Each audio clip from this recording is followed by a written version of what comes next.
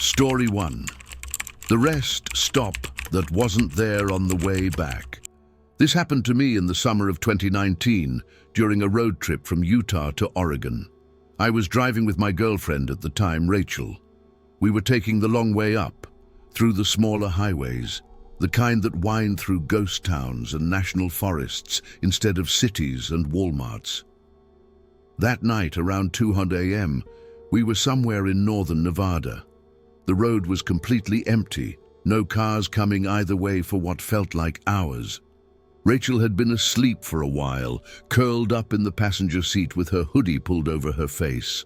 The gas gauge was starting to dip, and I didn't want to wake her. So when I saw the blue and white sign for a rest stop, I felt a wave of relief. I don't remember exactly where it was, some exit off US 95. But I do remember the sign had a small fork and knife icon next to the usual symbols. The lot was large but empty. No trucks, no security lights. Just our headlights sweeping across rows of faded parking lines and a low brick building.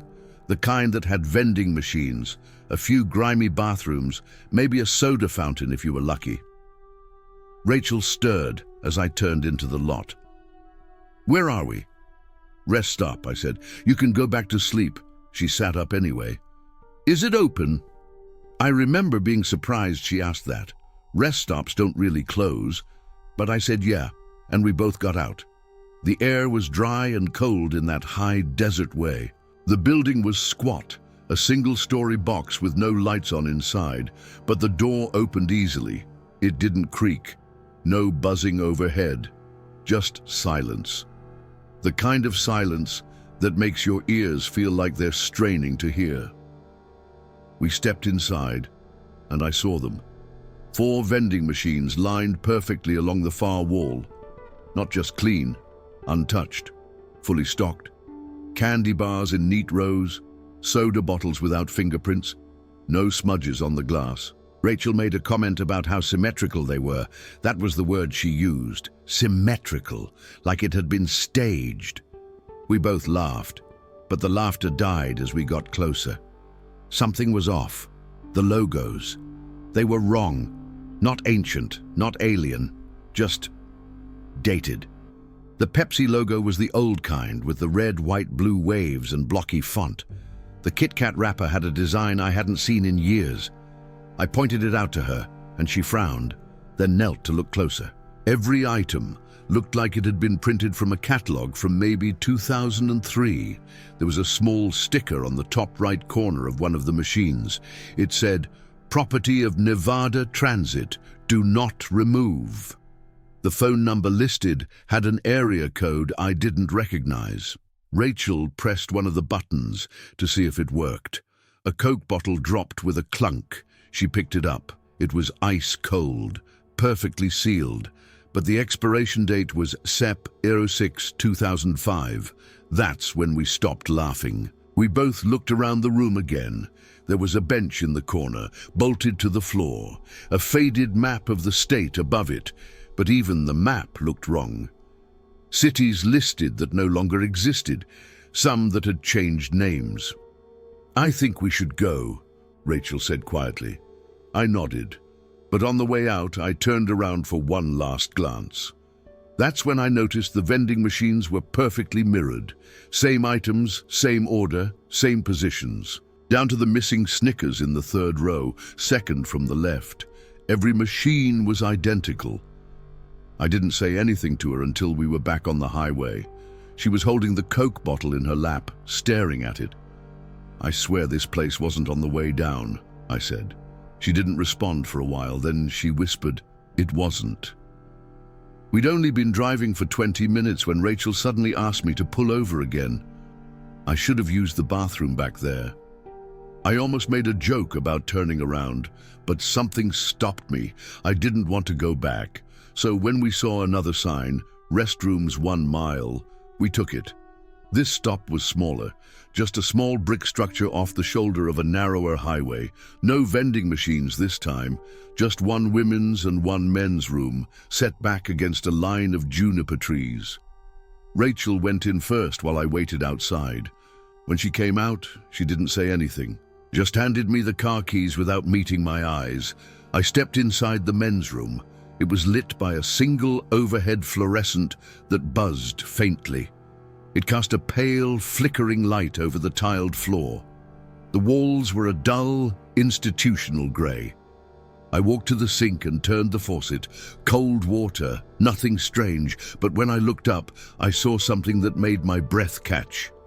The mirror above the sink didn't reflect the overhead light. Instead, it looked like it was being lit by natural sunlight, bright, warm, even golden. It looked like the kind of light you'd get on a spring morning. I glanced up at the buzzing fixture overhead. Still fluorescent, still flickering. But in the mirror, none of that existed. The sink, my reflection, the tiles, all illuminated like it was daytime. I stared at my face, then at my arms. In the mirror, they looked too smooth, too calm, like I hadn't been driving all night. Then I saw movement, not behind me, in the reflection. Something walked past the open stall door, behind my mirrored self. I turned around, nothing. But in the mirror, I saw a figure, tall, not quite in focus, just exiting frame, like someone had walked through the reflection, but not the room itself. I turned back to the mirror. The stall door in the reflection was slowly swinging shut, but in real life it wasn't moving. I backed away from the sink and left the bathroom without washing my hands. Rachel was already in the car, door locked. "Did you see anything in the mirror?" I asked. She looked at me slowly and said, "The light wasn't right." We didn't talk for the next 2 hours.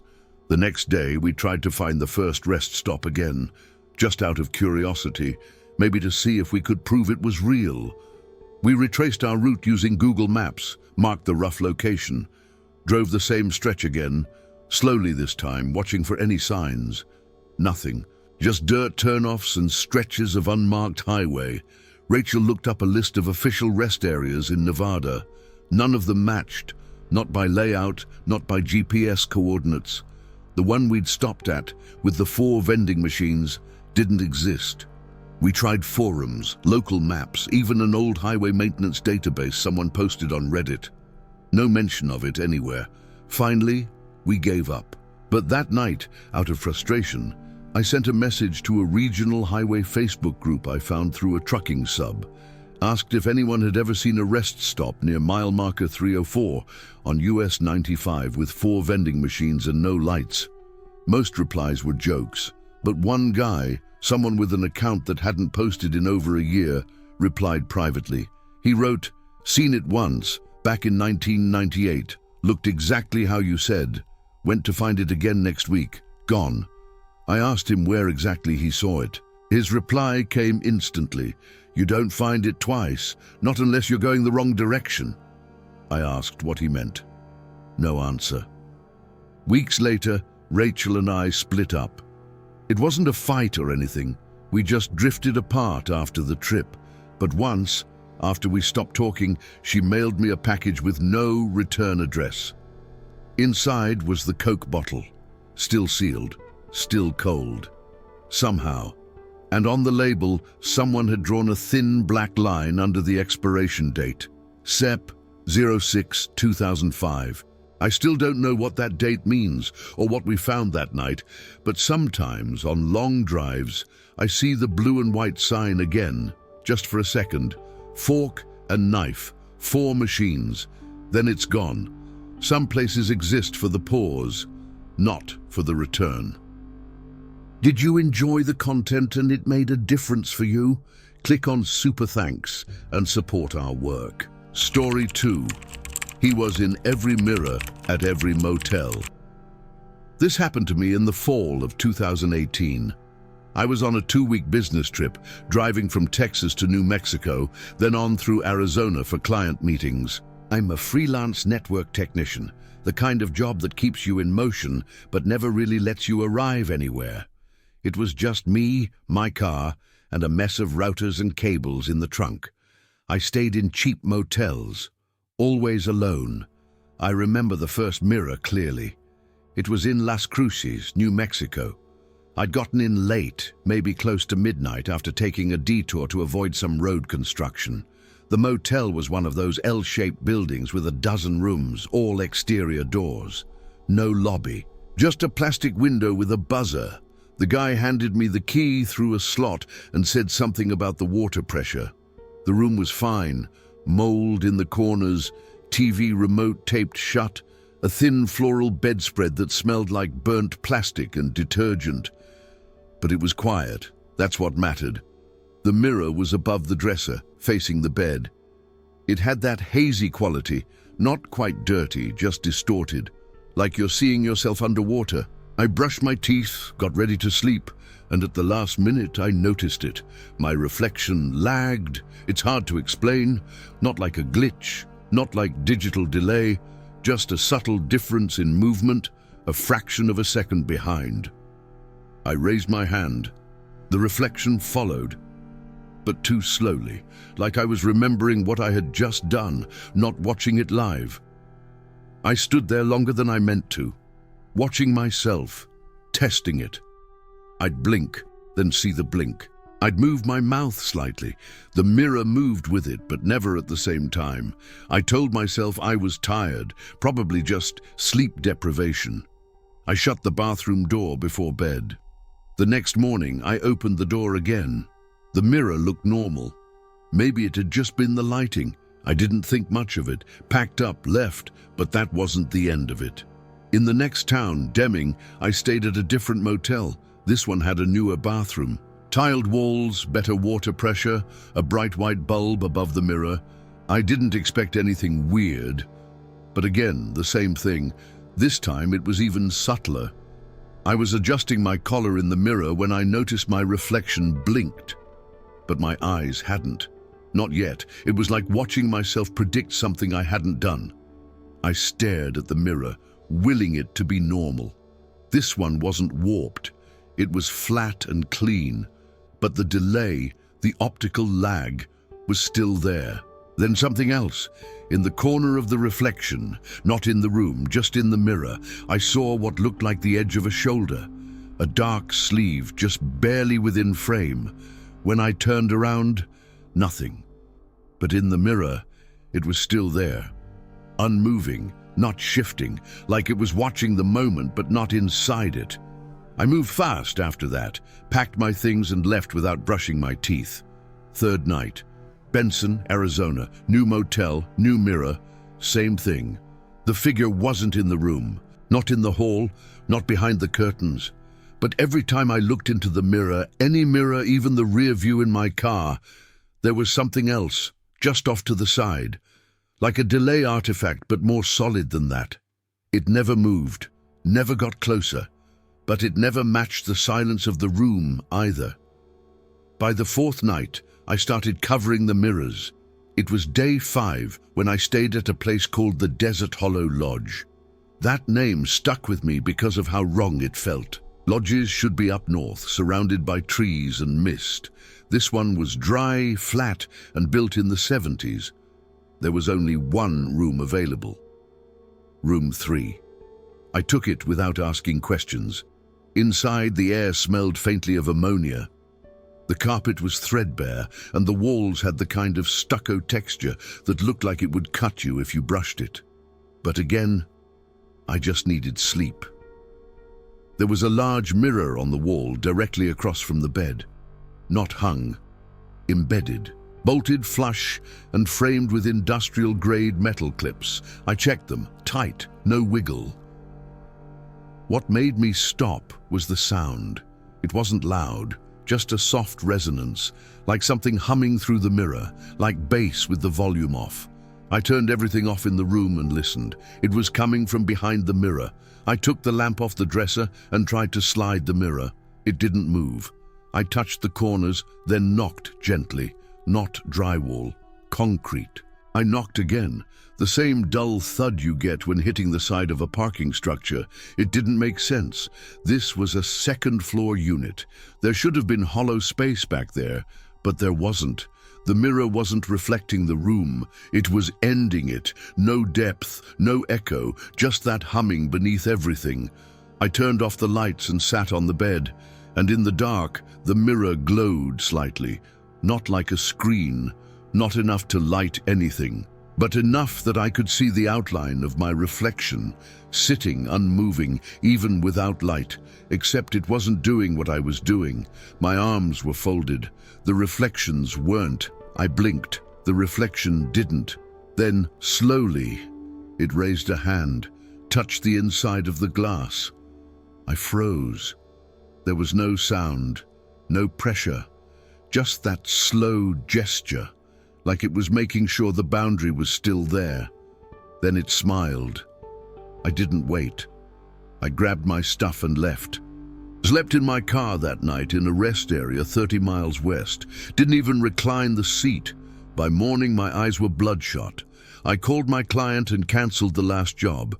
Told them I got food poisoning. They didn't ask questions. I didn't go home right away. Took the long way back through back roads and tiny gas stations. No more motels. I couldn't stand the idea of another mirror I couldn't trust. But the problem didn't go away. Every reflective surface, rear-view mirrors, car windows at night, even the black screen of my dead phone, kept catching something. A figure, always slightly out of sync, like it was thinking about what to do next. I finally went to a clinic when I got back to Dallas, told the doctor I wasn't sleeping, that I kept seeing myself wrong. She said it might be a form of derealization, something triggered by sleep loss and solo travel. She called it perceptual echo, a known but rare occurrence in people who go too long without normal routines. I asked if people ever saw duplicates, not hallucinations exactly, but versions of themselves that acted on their own. She didn't answer at first. Then she asked if I'd heard of visual doppelganger syndrome. She said it was a debated condition, not officially classified, where some patients reported persistent mirrored presences, not a separate entity, not a vision, just something sharing visual space. Not like being followed, she said, like being mirrored continuously across distances. That night I covered all the mirrors in my apartment, but it didn't help. I started catching glimpses of him, always a step behind, always in something smooth, a toaster, a storefront, even puddles, and he was always watching me from the wrong angle, like a recording played back from a perspective I never remembered being in. I stopped looking at screens, stopped using my bathroom mirror, shaved by touch, stopped going out at night because the dark windows reflected too much. The worst was one morning a few months later when I was at a laundromat. They had those big windows with mirrored tint. I was loading a dryer head down, just focused, but in the reflection, mine didn't move. It just stared at me from the exact same posture. Then, without turning its head, it stepped back, away from the machine, into the room behind the glass. I turned instantly, nothing there. Just humming fluorescent light and the buzz of the dryer. I don't know if it's a memory, a breakdown, or something else. But I haven't looked directly into a mirror in over 3 years. And if you ever do, if you ever notice the delay, that fraction of hesitation between what you do and what it shows, don't test it. Because once it knows you're watching, it starts watching back. Story 3. The Hitchhiker Who Only Spoke in Directions. This happened to me in 2016, just outside of Santa Rosa, New Mexico. I was on my way back from a short-term contract doing digital wiring for a small medical office in Flagstaff. It was a one-man job, nothing special, but I took the scenic route home because I'd always hated highways and preferred the quiet desolation of back roads. That trip, I was in no hurry. I had time. It was just past midnight, and I'd been driving for hours with no music, just the sound of tires on asphalt and the occasional thud when I hit a crack in the road. There's a certain kind of silence that builds when you've been alone too long. Not empty, just still. It becomes a texture. I remember thinking that if the engine died right then, I wouldn't even curse. I'd just stop. That's when I saw her. At first, it didn't register. A dark shape by the side of the road, just past the faded green county line sign. It was only when the headlights lit her figure that I realized she was standing completely still, not waving, not facing traffic, just standing. She was wearing a navy windbreaker and dark jeans. Her arms were down at her sides, no bag, no flashlight, nothing. I slowed automatically. There was something in the way she stood that made it feel like I was supposed to stop. I rolled down the window and leaned over. "You okay?" She didn't answer, just turned her head and looked at me. Her face was pale, expression blank, eyes fixed on me in a way that didn't read as pleading or relieved, just waiting. Then she spoke. "Drive straight, turn left after the wire fence, continue 2 miles. The words came out like a GPS prompt, mechanical, clipped, no emotion, no question. I blinked. "Are you hurt?" She opened the door and got in before I could respond. She sat in the passenger seat without buckling her seatbelt, her hands folded in her lap, eyes forward. "Drive straight," she repeated. "Turn left after the wire fence." I stared at her for a second, then looked at the empty road ahead. I should have told her to get out, but I didn't. I put the car in gear and started driving. She said nothing for the first few minutes. The only sound was the engine and the quiet tick of the dashboard clock. Every so often, I'd glance at her. Her eyes never moved. Not toward me, not out the window. She wasn't curious, scared, or tired. She looked like someone waiting for a signal. Eventually, I saw the wire fence she'd mentioned, just a rusted line off the right shoulder. I passed it without turning. Immediately, she said, "You missed it." I glanced at her. "You said left after the wire fence." She nodded once. "You missed it." I slowed, put the car in reverse, and backed up to where the turn had been. There was no road, just a gap in the fence, a dirt track maybe, narrow, unlit, like a service road that hadn't been used in years. "You want me to take this?" "Yes," she said. Her voice was flat, memorized, like a recording being played back. I turned. The dirt road was bumpy and uneven. Sagebrush scraped the undercarriage. There were no signs, no lights, just the headlights cutting into emptiness. After a few minutes, she spoke again. "Continue 1.8 miles. Turn left at the fallen gate." I said nothing. Her timing was exact, like she was reading from an invisible map. Her voice didn't falter once. I glanced at the GPS. No signal. The screen was just grey lines.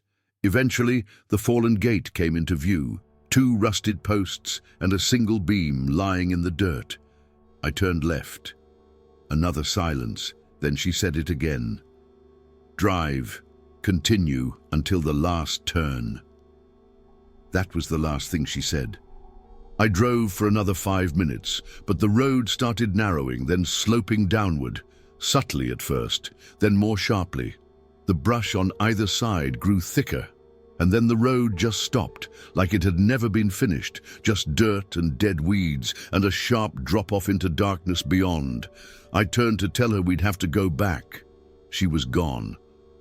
The passenger door was shut. The seatbelt was still folded the way she'd placed it. But the seat was empty. I hadn't heard her leave, hadn't stopped the car. Nothing, only the silence after the final turn. I made it back to the main road. Eventually, I didn't speed, I didn't call anyone, I just retraced the route in reverse and didn't say a word. By the time I got to the next gas station, the sun was coming up. The attendant asked if I was okay. I just asked for a map, a physical one. He handed me a folded highway chart with dog-eared corners and pen marks. I took it to one of the tables and sat down. I found where I'd turned off. The county line sign was there, right at the edge of Route 276, but the road she'd taken me down, it wasn't on the map, not as a road, a trail, or even an easement, just blank space. I tried to remember the name she'd said when we first got on the road. She hadn't said it conversationally, just as part of the route. Turn after the wire fence, past Aruda Hollow. Aruda Hollow. It stuck with me. The way she said it. Like it was obvious, familiar, but I'd never heard of it. I asked the attendant if he knew the name. He gave me a weird look. That's an old place, not around anymore. What happened to it? Gone. Wasn't a big town. They relocated people after they built the Motel Dam. That was back in the 70s. What do you mean relocated? Floodplain, town's underwater now. I didn't say anything for a long time. He pointed to a dusty bulletin board near the exit. There's a little museum in town. Old photos, maps. Some people still remember it. I went. The museum was really just a back room in the visitor center. I found a laminated map from 1969. There it was. Aruda Hollow, nestled in a small bend between two rivers, right where the new reservoir now sat. I asked the woman behind the counter if the roads had changed. She looked at the map, then shook her head. That one there. She pointed at the line I had taken. Used to be County Road 5D, but it doesn't connect to anything anymore. But why not? Cuts off near the bluff, right where the old bridge was. Once the dam was built, that whole area was cut off. She hesitated, then added, "You can still see some of the rooftops when the water's low." I asked if anyone still went out there. She shook her head. That road doesn't go anywhere. She was wrong. It replayed something. Later that night, I looked up historic maps of the area, found archived records. Aruda Hollow had been unincorporated in 1973. The last census listed 48 residents. There was a newspaper clipping about a bus accident in 1972. 2 girls, sisters. One was pronounced dead at the scene. The other went missing. Never found. I started digging into the history, not because I thought it would help, but because I needed to know if what I'd seen was something explainable. That's when I came across a term in an old paranormal studies paper: path ghosts. Entities that don't haunt houses or objects, but roots, patterns, not intelligent or malicious, just caught in a behavioral loop, replaying decisions they made in life, a kind of residual trauma, not emotional, geographic. They don't need help. They don't know they're being seen. They just finish something over and over. I read cases of people picking up hitchhikers who vanished after giving directions to nowhere. A man in Kentucky who followed a woman's instructions to a demolished gas station. A trucker in Oregon who gave a ride to a boy who repeated the same 4 phrases and then disappeared when the truck stopped. There were patterns, fixed phrases, precise timing, lack of conversation, vanishing after the final landmark, always leading back to places that no longer existed. I started to think about what it meant. She didn't flag me down. She didn't ask for help. I saw her. I stopped. But what if I didn't pick her up? Would she have walked? Would she have waited? Or did I drive into her path? Had she been doing the same sequence for years, waiting for the next car to turn? Not a conscious haunting, just inertia. The final turn, the road that ends without warning. I never saw her again. I took different routes after that, avoided New Mexico for a long time. But sometimes, when I drive late at night, on long, empty stretches with no cell signal, I feel that shift in the air, that pressure, like the road's about to remember something. And I wonder, if one night I stop again, if I see her and turn even without meaning to, will I make it back, or will I become the next direction she gives?